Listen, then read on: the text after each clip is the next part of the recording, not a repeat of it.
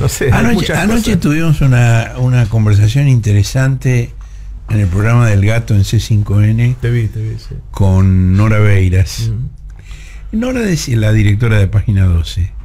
Nora decía que le produce cierta desazón que sea la derecha, en este caso Carlos Pañi, la que legitime las denuncias sobre la persecución judicial.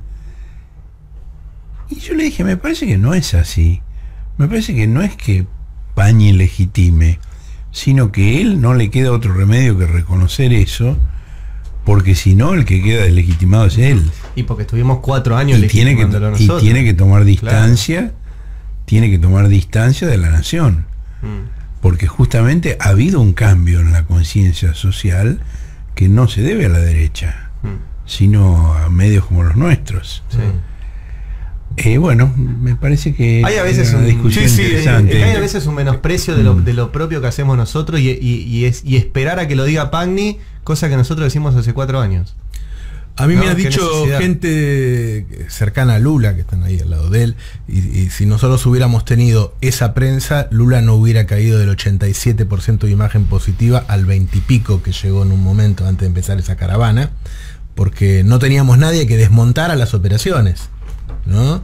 Entonces hubo un rol muy importante que se sigue cumpliendo. Sí, a mí no lo había pensado, sinceramente, pero cuando te lo escuché, dije, claro, es una aceptación de Pagni para salvarse. Listo, ya está. Ahora que lo conoce tanta cantidad de gente. Como fue la de Julio Blanc cuando dijo hicimos un periodismo de guerra. Sí. Y además sobre lo de Pagni hay un detalle. Porque en general cuando hablamos de Lofer nosotros hablamos de Milagro Sala, hablamos de Amado Vudú, hablamos incluso de Luis de Lía, pero hay casos que... A ver, Ricardo Jaime empezó a ser juzgado y fue condenado durante el propio gobierno de Cristina Fernández de Kirchner. Nadie levantaba la bandera del Lofe por Ricardo Jaime o por Julio, o por López, por los bolsos de López. Y lo que reconoció Pañi es que incluso en esos casos, donde probablemente hay un delito preexistente, o en el caso de Jaime está comprobado que lo hay, en el caso de López también hubo lofer. Porque más allá del delito, si a una persona que es culpable no se lo juzga con todas las garantías que corresponden, también hay lofer, digamos. No, entonces, ahora quieren instalar que no puede ser que hubiera lofer porque estaba Cristina en el poder. Bueno, le pasó a Dilma. O sea, primero es el lofer y después termina cayendo un gobierno o perdiendo una elección con mequetrefe como Macri, que no debería haberla perdido. El lofer siempre es anterior. Siempre se da antes de sacarte del poder. Así lo sacaron a Zelaya, lo sacaron a Lugo, lo intentaron sacar a Correa, a Chávez. Siempre es anterior. Ahora se dice eso. Los medios dicen, ¿cómo? Si eso fue en época de Cristina. Sí, claro que el lofer empezó en época. El lofer no empezó con Trump, empezó con Obama. Ahora dicen que el lofer contra Macri. Esa es buenísima. Es buena. Ayer en el programa que les contaba también yo decía, bueno, miren, pero las cosas cambiaron mucho. Si no hubieran cambiado, si esa gente tuviera credibilidad, estaría Macri en la presidencia. Y no está Macri. Eso porque hay una conciencia social. Porque el conocimiento de los hechos se ha ido imponiendo a pesar del poder de esos medios que tergiversan y silencian a Piacere. A pesar de Pagni. Y sí. No. O sea, sin necesidad de Pagni, de que él lo reconociera. Ah, no, sí, por supuesto. Eso digo. No, pero me parece que es necesario decir que Pañi siempre fue crítico de las prisiones preventivas como se estaban usando. No es que lo descubrió hoy. En su momento él lo criticó. Mientras el resto del diario lo apoyaba, él lo criticó. Eso debe ser dicho porque... Sí. Digo, ideológicamente yo no tengo nada que ver con Pañi, pero... Yo también siempre repito, y ayer lo volví a contar otra vez, y siempre me siento medio solo, pero que Pañi tiene una causa abierta por encubrimiento de espionaje agravado. Así por es. El robo de mails a Cristina, a Alberto, a Timerman, al Güello, a un montón de funcionarios. Causa que está en la Corte Suprema hoy. No está cerrada. Y ayer nos acordábamos de un momento tremendo de la televisión. La intentó cerrar... la ex esposa de Nisman, la jueza de San Isidro, con un argumento increíble. Ella llevó la causa durante, 8 años. Y declaró todo nulo por un hecho que está en la foja 1, Sí, que ella tiene de hace 8 años. sí. Pero bueno, la causa Que sí. es quien hizo la denuncia. Ese fue el motivo por el cual declaró nulas las actuaciones. Es un escándalo. Sí. Pero por eso digo... Eso es para juicio político, y sin ninguna duda. Mm. ¿Cómo después de tener 8 años una causa, descubrís que en la foja 1 hay un hecho que invalida todo lo posterior? Así es. Lo preso a Ricardo Jaime, y así terminó Jaime preso.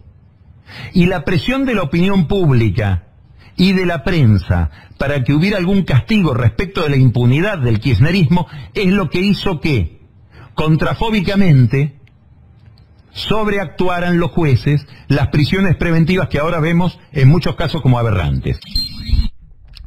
Yo no sé si le prestaron atención, creo que no les dije exactamente, van a escuchar algo muy impresionante. Van a escuchar a la principal pluma del diario La Nación, uno de los 2 medios comerciales más importantes de la Argentina, decir de forma totalmente obscena y promiscua cómo funciona el poder real y cuál es la justicia mediática y cuál es la justicia que funciona dentro del Poder Judicial. Escúchenlo de vuelta en esta clave. Miren qué es lo que pesa más, si la justicia mediática o el Poder Judicial. ¿Por qué los jueces de Comodoro Pi empezaron a hacer un uso compulsivo, indiscriminado y probablemente violatorio de determinadas garantías de la prisión preventiva? Porque el diario La Nación un domingo estuvo por publicar la foto de todos los jueces federales de Comodoro Pi diciendo estos también son responsables de la impunidad del kirchnerismo.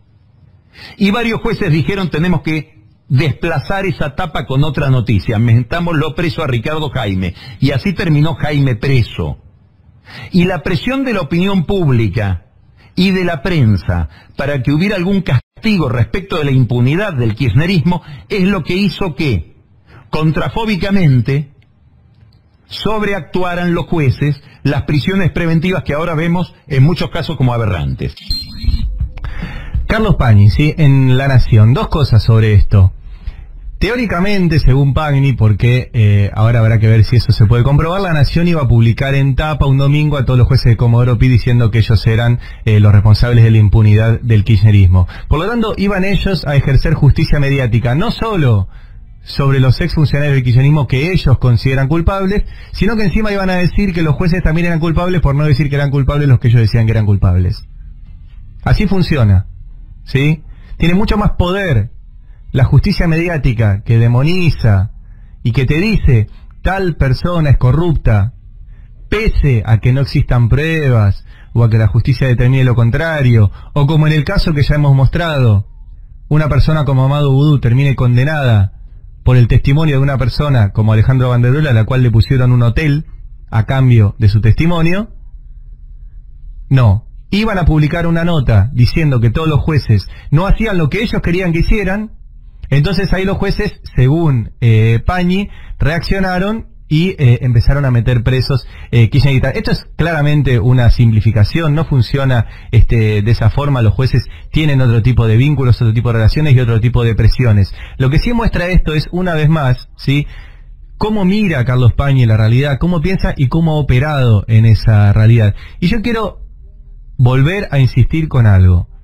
Carlos Pañi, que tiene un programa en La Nación Más y que escribe asiduamente en el diario La Nación y que es una persona teóricamente respetada, tiene una causa abierta por encubrimiento de espionaje agravado, por el robo de mails a funcionarios públicos, y esa causa está abierta pese a que la jueza Sandra Arroyo Salgado, que fue la que inició la causa, que los procesó, que el procesamiento fue confirmado por la Cámara Federal de San Martín, o sea que tiene el doble conforme para los procesamientos, quiso en algún momento cerrarle y le dijo a los medios que la había cerrado. Eso es falso.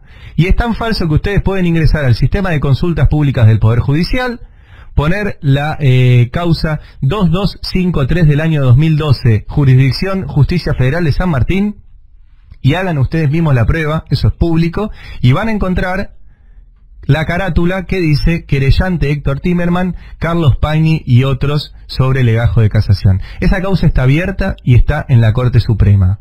Ahora, ¿de qué se trata la causa? Bueno, la causa era una banda que se dedicaba a robar mails y a pasárselo a un grupo de periodistas, ¿sí? Entre esos periodistas estaba Carlos Pagni. ¿A quién le robaban los mails? Escuchen, a Cristina, que en ese momento era senadora y luego fue presidenta, a Scioli, que en ese momento era vicepresidente, a Alberto Fernández, que en ese momento era jefe de gabinete, a Nilda Garré, que era ministra de Defensa, a Jorge Tayana, que era el canciller, a Héctor Timerman, que en ese momento estaba como cónsul en Estados Unidos, a Jorge Argüello, que es el actual embajador en Estados Unidos, a Fabián Gutiérrez y José Isidro Bounini, que eran secretarios de Kirchner, y toda una larga lista de funcionarios, ¿sí? O sea, se choreaban los mails de los funcionarios y se los daban a periodistas. El Tata Joffre fue el jefe de la CIDE durante el menemismo, ¿sí? Entre otras cosas, también se robó un montón de archivos de la CIDE y ahora publica libros con esos archivos de inteligencia. El jefe de la banda era el Tata Joffre, tenía 2 personas que eran las que hacían el robo de mails y después un grupo de periodistas a los cuales se los daba. ¿Quieren saber cómo se los daba? Se choreaba los mails y después creaban una casilla de mail, ¿sí? En el caso de la que compartían con Pagni era ronaldosantos10@yahoo.com.br, brr de Brasil, ¿sí? Bien. Se robaba la información, la dejaba en la carpeta papelera de ese mail, le avisaba a Pagni, che, tenés algo ahí. Pagni entraba, miraba, ¿y por qué lo ponía en la carpeta papelera? Porque se borra automáticamente a los 30 días por si se olvidaban de borrarlo. Ese era el mecanismo, ¿sí? En la causa judicial constan conversaciones entre Carlos Pagni y el Tata Joffre, donde, por ejemplo, en una de las conversaciones que está en el cassette número 22, local 2092, lado A, vuelta 0746 a 0761, por si quieren precisiones, Pagni le dice, lo último es nena, ¿o pusiste algo más? Le pregunta, y Joffre le confirma que puso algo más. Después hay otra charla, entre ellos un diálogo escrito, donde Joffre le dice, ¿necesitas algo especial? Le dice el ex jefe de la CIDE que se choreaba los mails a Pagni, y Pagni le contesta, si tenés algo que te resultaría agradable leer, dale, estoy con las versiones alrededor de las valijas. Este tipo de conversaciones constan en la causa judicial, las estoy leyendo textual del expediente, ¿sí? Y hablan de una publicación de Pagni de la agenda presidencial en una nota del 12 de diciembre del año 2007 en el diario La Nación. Todo eso está judicializado. Y está la impunidad que tienen Joffre y Pagni, que el 26 de junio del 2018, en pleno macrismo, en el mismo programa que empezó ayer de Pagni, adivinen quién fue el invitado al piso. No. ¿Quién? Fue el Tata Joffre.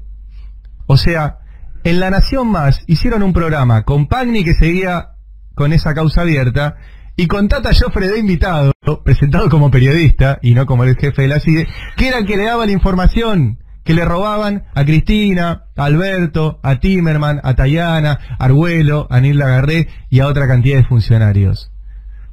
Ustedes imagínense si a otro periodista prestigioso, imagínense si a Horacio Berbisky lo agarran charlando con un ex jefe de la CIDE que le roba mails a funcionarios del macrismo, y Berbisky se los pide y después publica notas con esa información. Y lo agarran. Primero que no pasó eso. Pero imagínense, se tendría que ir a vivir a Madagascar y ponerse un kiosco con un nombre falso. No podés seguir ejerciendo la profesión después de haber hecho esas cosas. Bueno, ayer empezó su programa de nuevo. Dijo esta cuestión de que los jueces empezaron a detener personas porque si no la justicia mediática iba a acusar también a los jueces, pero bueno, la impunidad de llamarse Carlos Pagni. Todo lo que llevamos encima es un mundo mejor.